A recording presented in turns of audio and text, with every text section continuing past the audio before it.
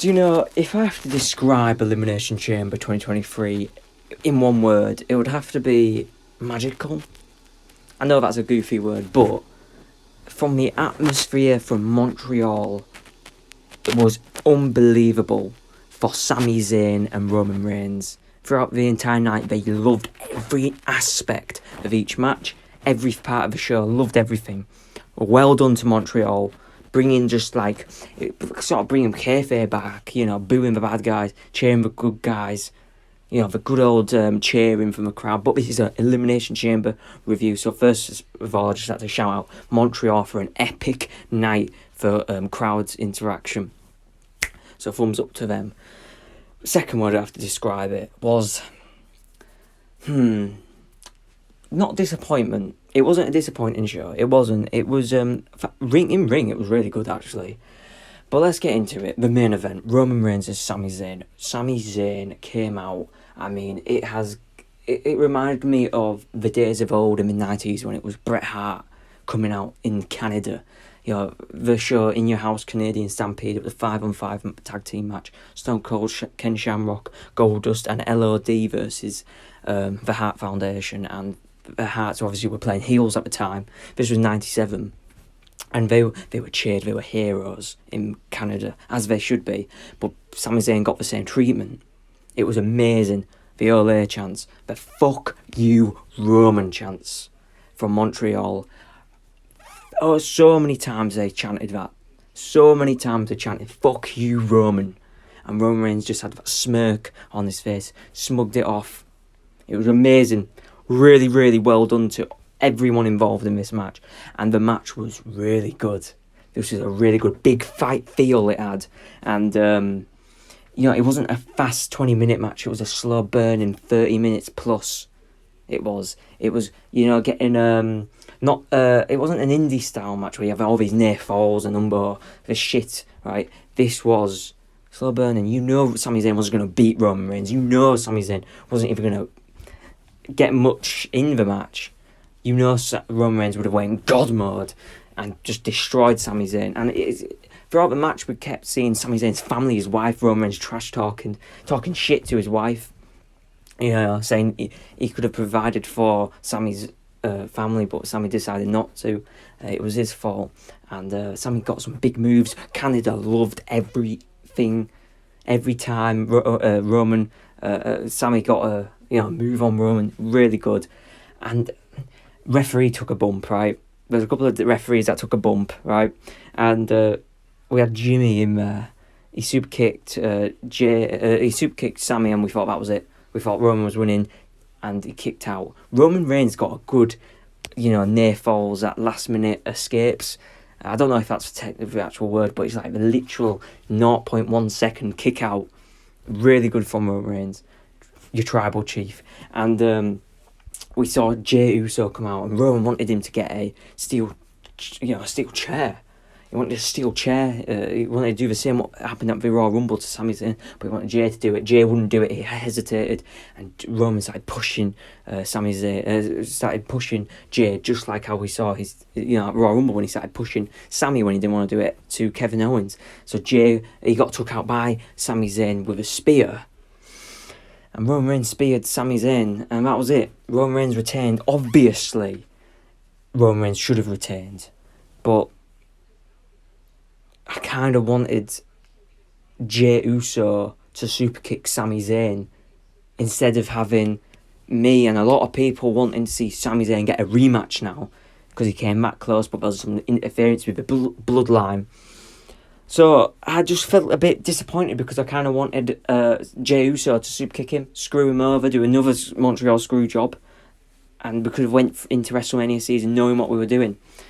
I know they've got, 6 weeks to build now. They've got 6 weeks. I know they don't want to do everything straight away and have nothing by week 3. And then you've got 3 weeks to go. But I just felt like it was a bit of a lacklustre end, to be honest. I mean, it was a great match, great show all around, really good, with some questionable decisions. And I just wish...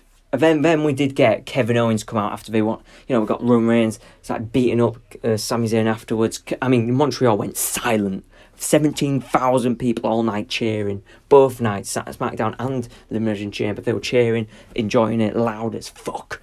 But then they went silent. I mean, they were pissed off. There were people walking out, and then Kevin Owens' music hit. He helped Sami Zayn. He stunned Paul Heyman.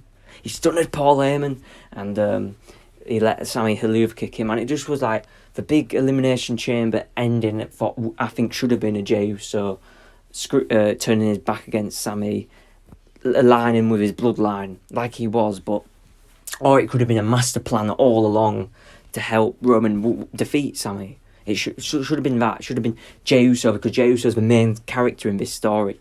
He's not the main character, he's the main character into moving Sami Zayn from the world title picture to the tag team titles, the Usos as Kevin Owens and Sami Zayn. That's obviously going to happen, but now it's just like we could have had Jey Uso on SmackDown. We could see the bloodline. They're full there. They're in the glory of beating up Sami Zayn. Then Kevin Owens comes out on SmackDown. Then there's a big moment for SmackDown, and then it goes to the following week. Sami and Kevin Owens reunite. However, from that I felt a little bit, I wish we got a bit more shock factor with it, because I know Canada it would have been amazing. They might have chucked rubbish at Roman, but yeah, overall that was my thoughts. I thought it was a really good match. And then for Kevin Owens' return, obviously Kevin Owens is going to return, but maybe on the SmackDown should have had the actual transition. This should have transitioned now into Sami tag team titles instead of Sami, and a lot of fans wanting Sami for another world title and a triple threat. And I don't think it'll damage Cody Rhodes at all, but I just feel like some dickheads will start booing Cody. But we'll see what happens. I fully enjoyed it, so let's get into the other review. And if you're new here, please subscribe to the channel, greatly appreciated. So we kicked off the show with the Elimination Chamber. The Women's Elimination Chamber winner gets the Raw title, and it was a good match. It wasn't good. It was a fun match. You saw some good stuff. Every woman in there had moments. They all had time to do some good moves. But we did see Asuka win. The right decision. The right fucking decision. I thought we were going to go with Raquel, Miss fucking Smiley. She had that fucking grin now, from ear to ear. But yeah, it was really good that we got Asuka versus Bianca Belair at WrestleMania for the Raw Women's Championship. Come on. That is what they should have done. What they should have actually done, like just said a couple of weeks ago, Rhea versus Bianca, Charlotte versus Asuka, because Asuka can get a revenge from 5 years ago when Charlotte defeated her streak at WrestleMania. But they didn't. They've gone completely different. Well, they didn't go completely different. They went the opposite way, which I'm fine. The right woman won. The right match is happening at WrestleMania. Raquel can do do they do a women's battle royal? I can't even remember if they do it. I don't think they do it actually. For women's battle royal, I don't know. They could throw in a tag team with Liv Morgan. I don't know. Or Liv versus Raquel at WrestleMania, some shit like that. But Asuka, this cool new badass Asuka versus Bianca Belair. And then maybe, Asuka's going to win the title at WrestleMania. Good. That's exactly what they should do. I was happy with that. Right decision, right way to kick off the show. Then we went into Brock Lesnar, Bobby Lashley. And I'm still scratching my head to thinking, what the fuck happened? So SmackDown, we got the tease of Bray Wyatt. He said, Bobby Lashley, Brock Lesnar, whoever wins that match tomorrow night, they better run. So everyone's thinking Bray Wyatt, Uncle Howdy, what's going to happen? They're going to be there. They're going to attack Lesnar. They're going to attack Lashley, whoever wins the match. So we've got Brock Lesnar, Bobby Lashley. We know what we're going to get in this match. We're going to get Brock Lesnar, Lashley doing the big moves like spears, table spots, big fucking moves. And then obviously I'm going to enjoy Lashley and Lesnar, but Lashley locked in the hurt lock on Lesnar, and I'm thinking, this is it. This is where Wyatt comes out. But no, we got Lesnar low blowed Lashley. What? And he got disqualified, which means Lashley won. So I'm like, I thought this was gonna. To be honest with you, before Wyatt said he's gonna get whoever wins. He says, he warns whoever won this match. Before that, I thought they were going to do some no contest disqualification sort of thing and have a Hell in a Cell at WrestleMania or a Last Man Standing at WrestleMania, or Hurt Business to attack Lashley, to attack Lesnar. But no, Lashley won, Lesnar lost. Lesnar F5'd the referee and he walked off, and that was it. Literally, that was it. Or Lesnar F5'd Lashley through a table, and that was it. And I'm thinking, damn, I thought, we could have had something. It was really confusing, the ending of that match. I really thought it was really, really confusing.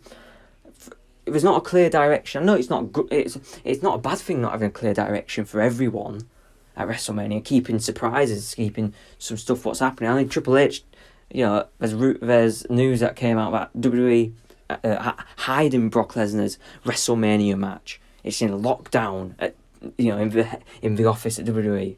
It's a secret. It's between Brock Lesnar, Triple H, Vince, and whoever Brock's fighting. That's his match. And I thought maybe we could have had Lesnar and Lashley team up to fight Wyatt and Howdy at WrestleMania, but no, that was it. So I don't understand what's going on. Not a bad thing, like I said, but we could have had a bit of a better idea, or we could have had Lesnar win something. I don't know. We'll see what goes on. Then we got a tag team match: Edge and Beth Phoenix versus Rhea Ripley and Finn Balor. Edge is amazing. He started singing his song in Cardiff. I was going to say I was there live for Cardiff. Nothing will top Cardiff with Edge's singing for his theme, but they were singing it in Montreal. Really good, and it was a really good tag team match. Really enjoyed this tag team match. It was highly entertaining. Beth and Rhea Ripley, they got it on. I mean, they were swearing at each other. Edge and Finn Balor, they were getting it on. You know what they're like. We saw it in October at Extreme Rules. And we had Dominic out there, and Montreal absolutely teared into Dominic. They were chanting, "Fuck you, Dominic," so many times. Dominic was getting involved. He threw some brass knuckles to Rhea Ripley. Rhea Ripley hit Edge with them. And I'm thinking, that's it. This should have been the finish. Cover, 1-2, and he kicked out. Edge kicked out because Beth was a bit slow on saving Edge. It looked horrible. It really did. It looked awful. Beth Phoenix was late to it. I wish this should have been the finish. Had the Judgment Day win to make them look strong to go into WrestleMania, but obviously Edge and Beth Phoenix won.